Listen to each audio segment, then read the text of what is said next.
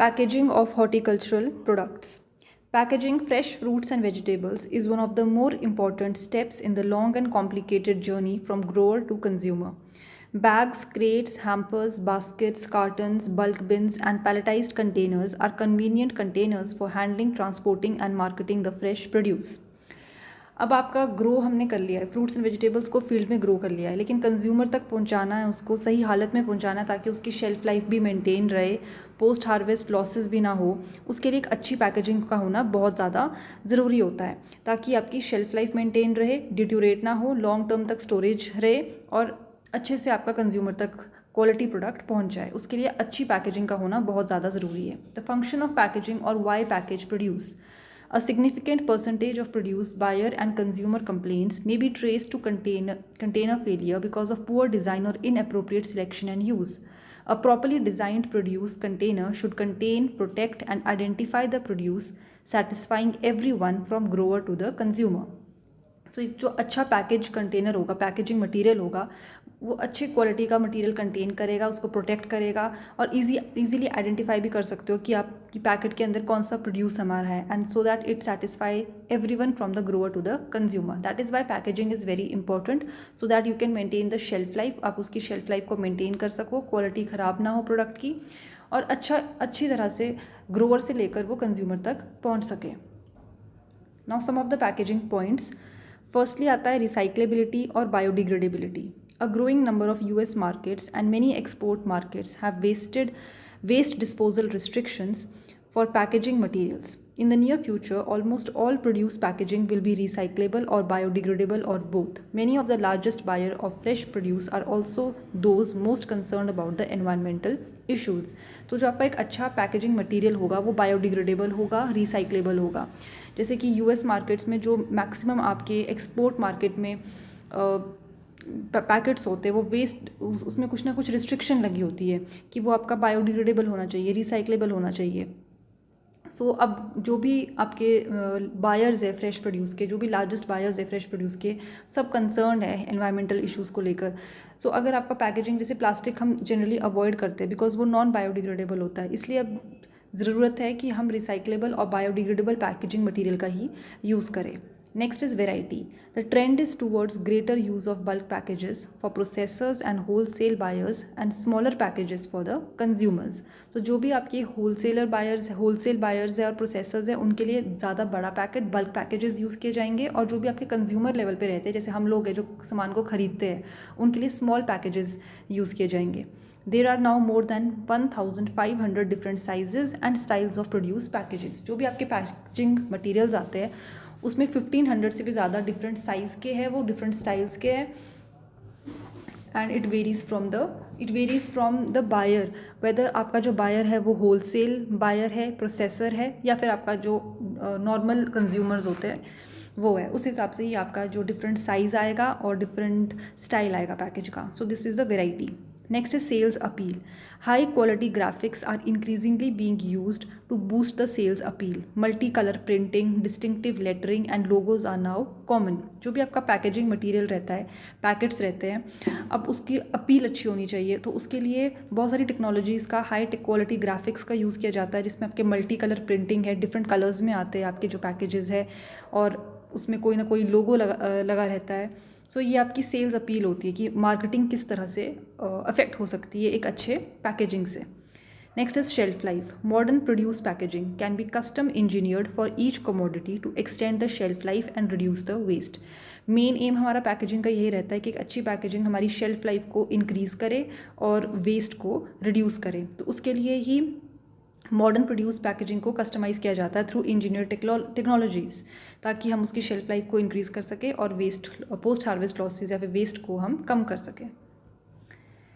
Containment. The produce should fit well inside the container with little wasted space. जो आपका produce है, जो भी कमोडिटी है, वो अच्छे से कंटेनर में फिट होनी चाहिए और बहुत ज़्यादा स्पेस आपकी वेस्ट नहीं होनी चाहिए. तो जितना आपका कंटेनर का साइज़ है उस हिसाब से ही आपको उसमें मटेरियल डालना है, उस हिसाब से आपको उसमें प्रोडक्ट डालना है.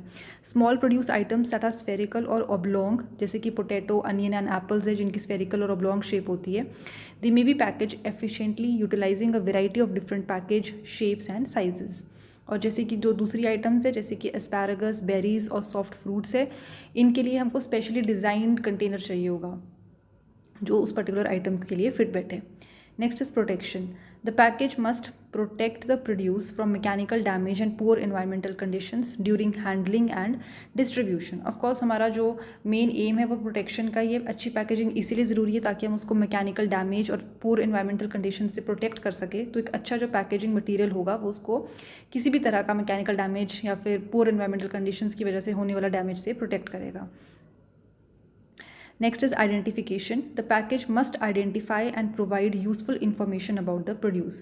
मैक्सिमम आपने देखे होंगे जो भी पैकेजिंग मटेरियल्स रहते हैं उस पर आइडेंटिफिकेशन रहता है कि अंदर कौन सा प्रोडक्ट है, प्रोडक्ट का नाम लिखा होगा या फिर उसका ब्रांड लिखा होगा, साइज़, ग्रेड, वेराइटी, इवन आपके जो इंग्रेडिएंट्स है, रेसिपीज़ है, न्यूट्रिशनल इन्फॉर्मेशन है वो भी मेंशन की होती है। तो दैट इज़ द आइडेंटिफिकेशन कि जो भी आपका पैकेजिंग मटेरियल है उसमें आइडेंटिफिकेशन रहनी चाहिए related to its name, brand, size, grade, variety, weight, count, grower, shipper and country of origin. Even additional information like the nutritional information, recipes. फिर इसमें एक यूपीसी और बार कोड के बारे में बताया गया है। जो यूपीसीज यूज़ होते हैं आपकी फूड इंडस्ट्री में वो एक 10 डिजिट मशीन रीडेबल कोड होता है जिसमें से फर्स्ट 5 डिजिट्स आपके असाइन होते हैं स्पेसिफिक प्रोड्यूसर के लिए और जो सेकंड 5 डिजिट्स होते हैं वो रिप्रेजेंट करता है आपका स्पेसिफिक प्रोडक्ट की इन्फॉर्मेशन के लिए, जैसे कि आपका किस तरह का प्रोड्यूस है वो और किस साइज़ का आपका पैकेज है। सो ये आपका यूनिवर्सल प्रोडक्ट कोड है जो कि मैंशन होता है as a part of the labelling. Now हम बात करेंगे टाइप्स ऑफ पैकेजिंग मटेरियल की। पहला है wood. Now pallets literally form the base on which most fresh produce is deliver to the consumer. आपने वुडन पैलेट्स देखे होंगे जो कि आपका बेस में ये आपका बेस फॉर्म करते हैं जिस पे आपका जो भी फ्रेश प्रोड्यूस है वो डिलीवर किया जाता है कंज्यूमर तक।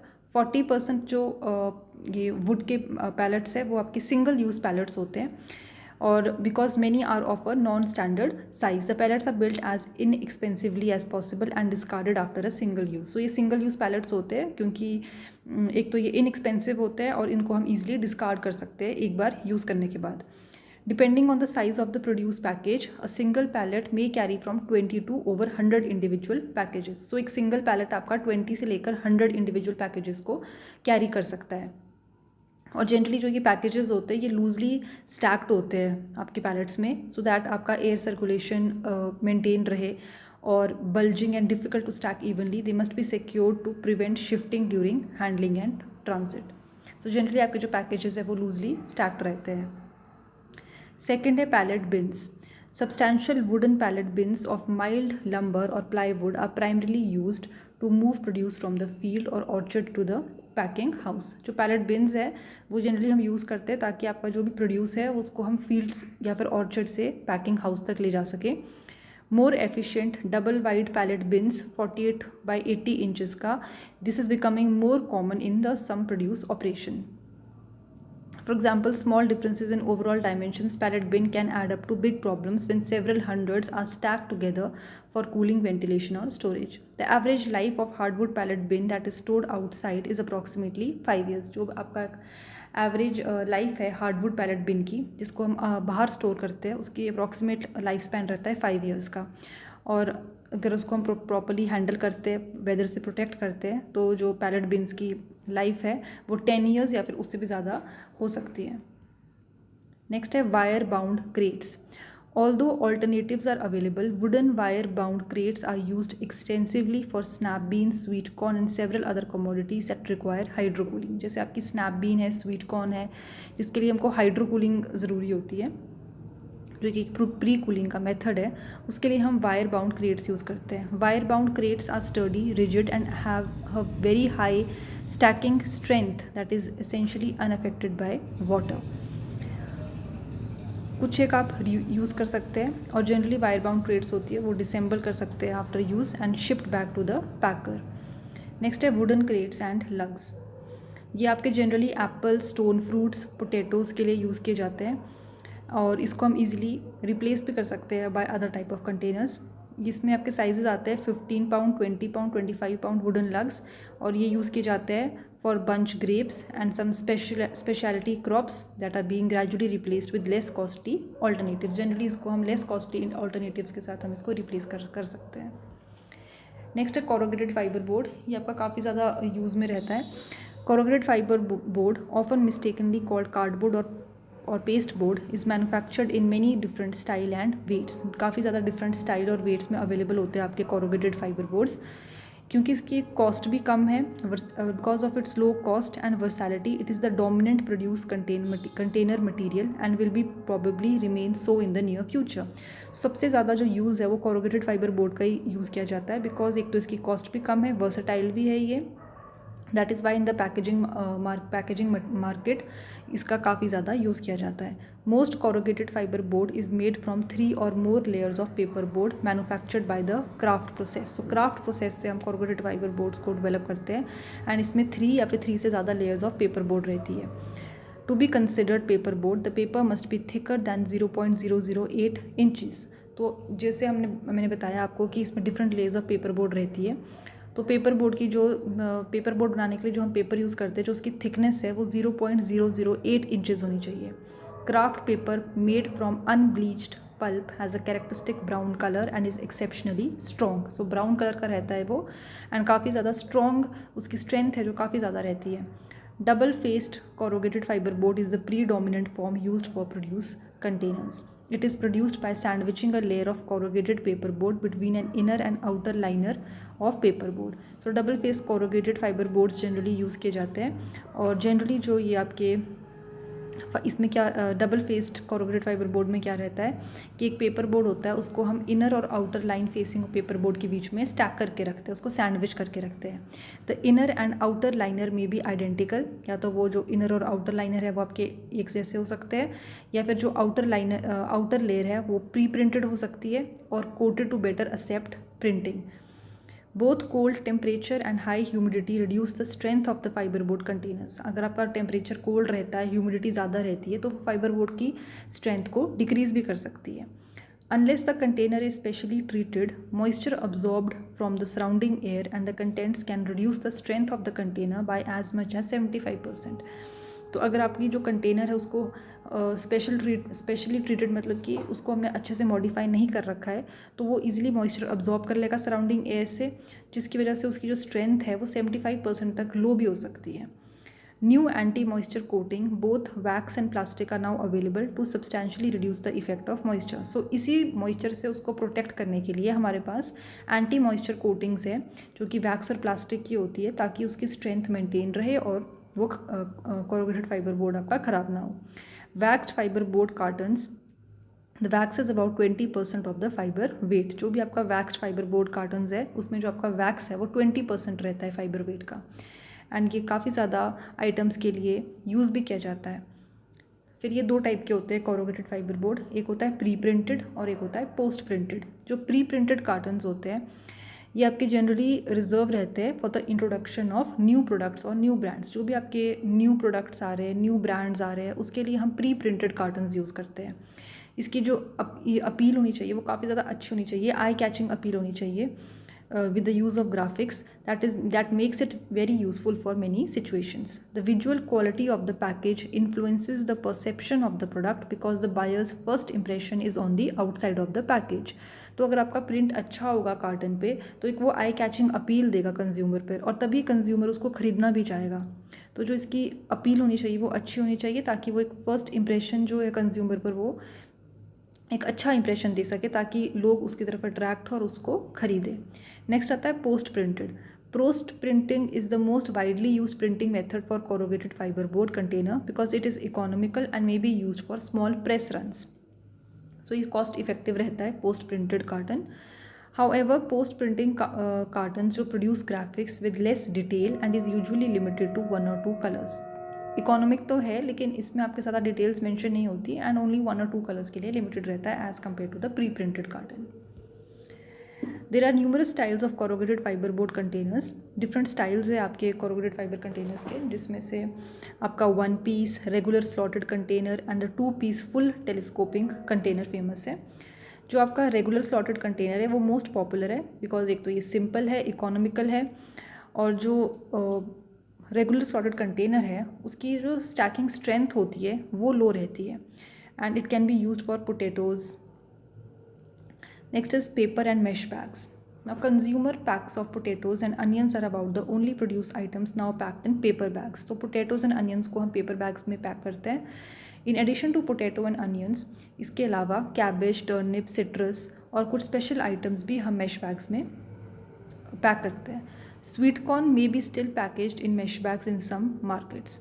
In addition to its low cost, mesh has the advantage of uninhibited airflow.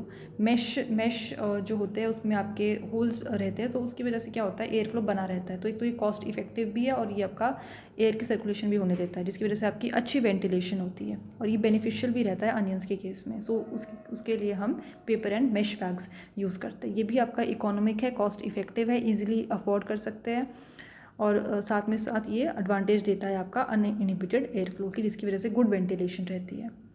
Next is pulp containers. Containers जो कि आपके recycled paper pulp and starch binder से बने हो उसको हम बोलते हैं pulp containers. So containers made from recycled paper pulp and starch binder are mainly use for small consumer packages of fresh produce. ये भी आपके डिफरेंट शेप्स एंड साइजेस में अवेलेबल होते हैं, इनएक्सपेंसिव होते हैं. बट क्या रहता है, जो पल्प कंटेनर्स होते हैं वो आपका सरफेस मॉइस्चर, जो प्रोडक्ट का सरफेस मॉइस्चर है उसको ईजिली अब्जॉर्ब कर लेते हैं, which is benefit for small fruit and berries that are easily harmed by water.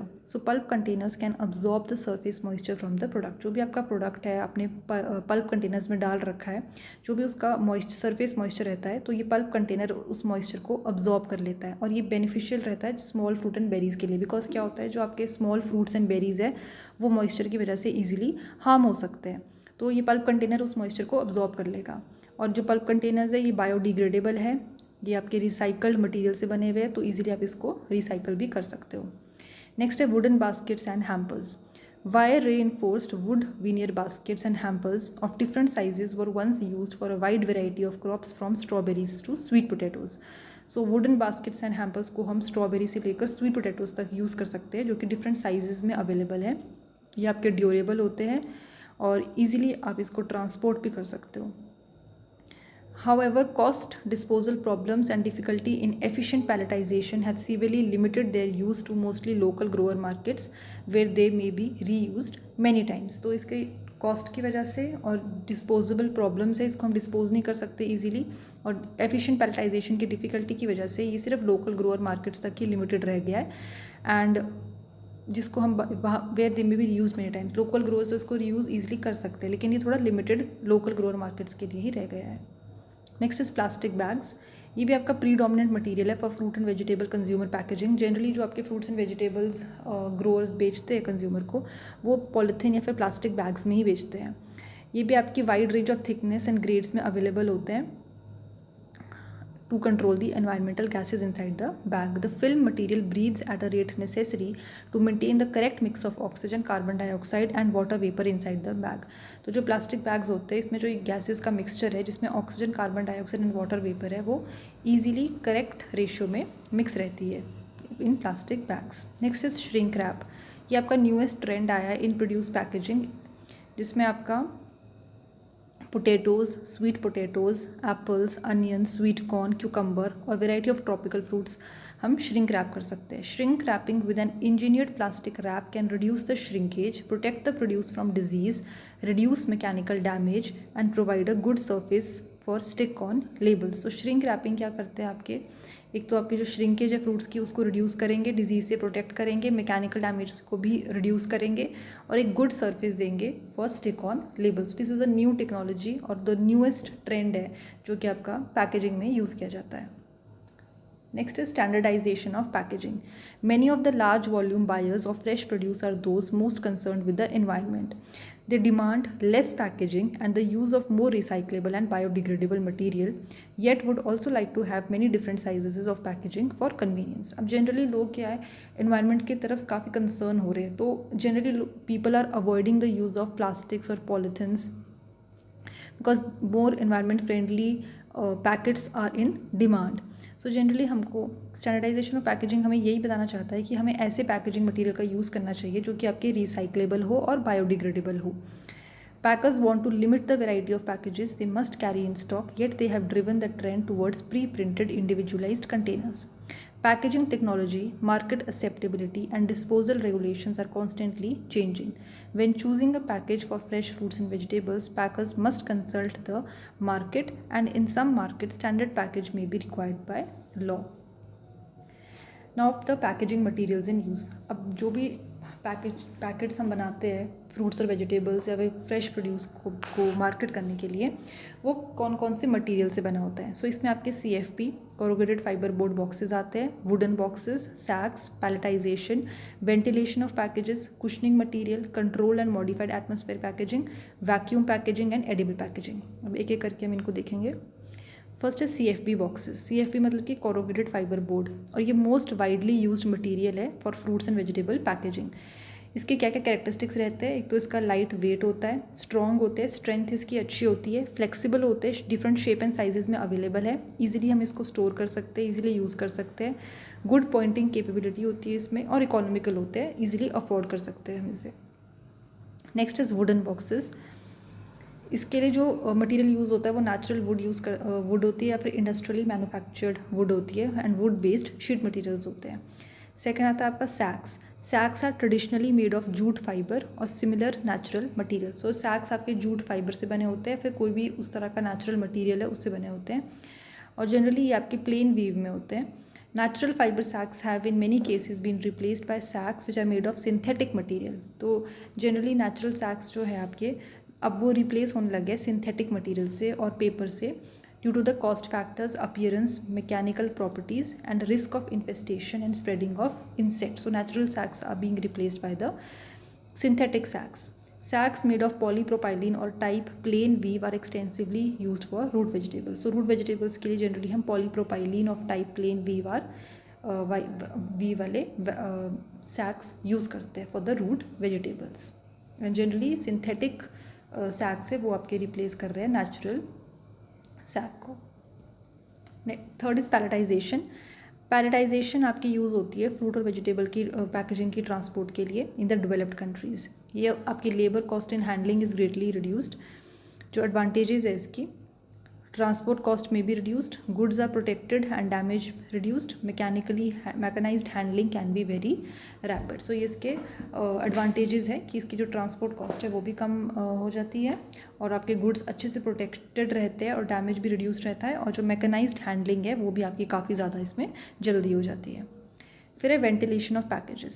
Ventilation मतलब कि air flow. So air flow आपका वेंटिलेशन होल से होगा, जो कि आपका हॉट फ्रूट और वेजिटेबल्स को कूल होने में हेल्प करेगा and avoid the buildup of heat produced by the commodity in respiration. जिसकी वजह से क्या रहता है, अल्टीमेटली आपकी शेल्फ लाइफ इंक्रीज़ हो जाती है. अगर आपका जो हीट है वो आपकी रिड्यूस हो जाती है फ्रूट और वेजिटेबल में, तो आपकी अल्टीमेटली शेल्फ लाइफ और पोस्ट हार्वेस्ट लॉसेस कम होकर शेल्फ लाइफ इंक्रीज़ हो जाती है.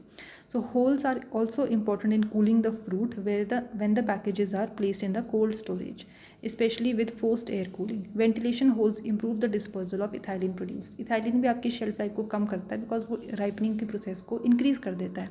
सो अगर आपकी एयर सर्कुलेशन अच्छी होगी तो उससे आपका इथाइलिन भी कम हो जाएगा, शेल्फ लाइफ आपकी बढ़ जाएगी. इसके लिए वेंटिलेशन पैकेट्स में वेंटिलेशन होना बहुत ज़्यादा ज़रूरी है, specially in the cold storage. Next is cushioning material. Function of cushioning material is to fix the commodities inside the packages. अब आपने डिफरेंट पैकेजेस को स्टैक बना के रखा है, तो उसके बीच में कुशनिंग मटीरियल लगाना बहुत ज़रूरी है ताकि उसकी मिक्सिंग ना हो सके.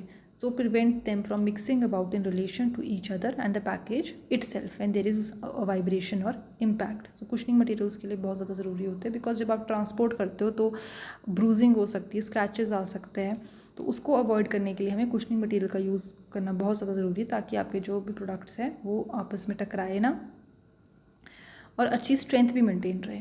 The cushioning materials used vary with the commodity and may be made of wrapping paper. Different type of cushioning materials है आपके. Wrapping paper है, fiber board है, molded paper pulp trays है, molded foam, polystyrene trays, molded plastic trays, foam plastic sheet, plastic bubble pads, fine shredded wood, plastic film liners और bags. ये different types of cushioning material है.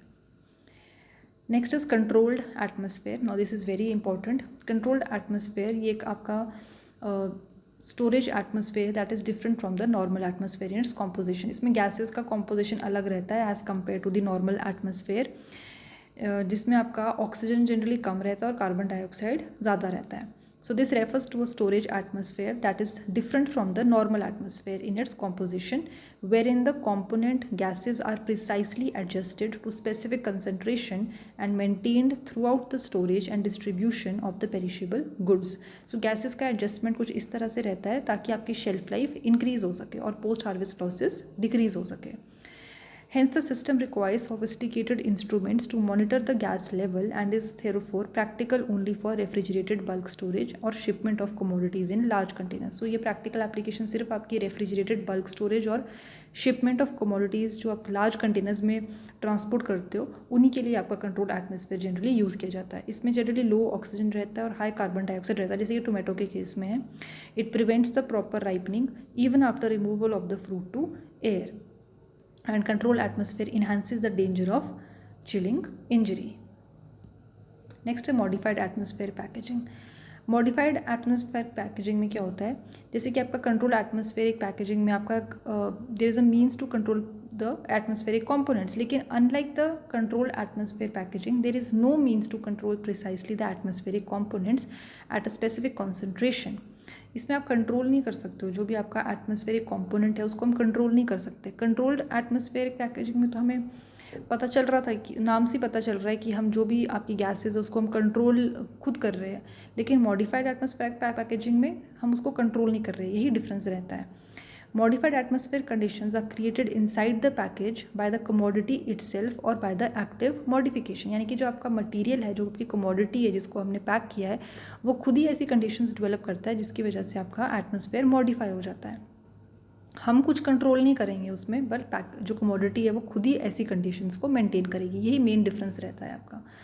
Another active modification technique is the use of carbon dioxide or ethyl absorbers within the package to prevent the buildup of the particular gas within the package. तो इसमें हम इसको हम active packaging बोलते हैं, जिसमें हम कार्बन डाइऑक्साइड के अब्जॉर्बर्स डाल देते हैं मटेरियल के साथ, जैसे कि आपका हाइड्रेटेड लाइम है, एक्टिवेटेड चारकोल है, मैग्नीशियम ऑक्साइड है. ये सारे मटेरियल क्या करते हैं, कार्बन डाइऑक्साइड को अब्जॉर्ब कर लेते हैं. Potassium permanganate and phenyl methyl silicon can be use to absorb the ethylene within the packages. और इथाइलिन को अब्जॉर्ब करने के लिए पोटेशियम परमैंगनेट और फिनाइल मिथाइल सिलिकॉन भी डाला जाता है. ये जनरली ऑब्जेक्टिव में भी पूछा जाता है कि कौन से मटेरियल्स है जो आपकी अब्जॉर्ब करते हैं इथाइलिन को या फिर कार्बन डाइऑक्साइड को. नेक्स्ट है वैक्यूम पैकेजिंग. वैक्यूम मतलब कि एब्सेंस ऑफ एयर सर्कुलेशन नहीं हो रही है. Vacuum packaging offers an extensive barrier against corrosion, oxidation, moisture, drying out, dirt, attraction of dust by electric charge, UV rays and mechanical damages, fungus growth और perishability. जो भी conditions है जो भी मैंने mention की, ये सब होती है जब आपका एयर के कॉन्टैक्ट में कमोडिटी आती है. अगर आपका एयर ही नहीं रहेगा, वैक्यूम कंडीशंस मेंटेन हो जाएगी, तो ये सारी प्रॉब्लम्स भी नहीं आएगी. So in vacuum packaging the product to be packed is put in vacuum bag. Vacuum bag आपका एक स्पेशल बैग होता है जो कि स्पेशल हर्मेटिक फिल्स से बना होता है, and that is then evacuated in a vacuum chamber and then sealed hermetically in order to provide a total barrier against the air and moisture. अगर आपका प्रॉपर एयर के लिए बैरियर मेंटेन हो जाएगा एयर और मॉइस्चर के लिए, तो जो भी प्रॉब्लम्स थी corrosion, oxidation, moisture, drawing out, dirt, UV rays and mechanical damage की या फंगस ग्रोथ की, ये कोई भी प्रॉब्लम्स नहीं होगी. Next is edible packaging. An edible film or coating is simply defined as a thin continuous layer of edible material formed on, placed on or between the food or food components. Edible film हम एक simply coating कर देते हैं जो भी आपकी commodity होती है. जो ये coating होती है ये आपकी generally lipid से, protein से या फिर polysaccharide से बनी होती है या फिर इनकी combination से बनी होती है. The package is an integral part of the food which can be eaten as a part of the whole food product. तो जो ये आपकी कोटिंग रहती है ये आप इजीली इसको हम खा सकते हैं, मतलब इसको हम कंज्यूम भी कर सकते हैं.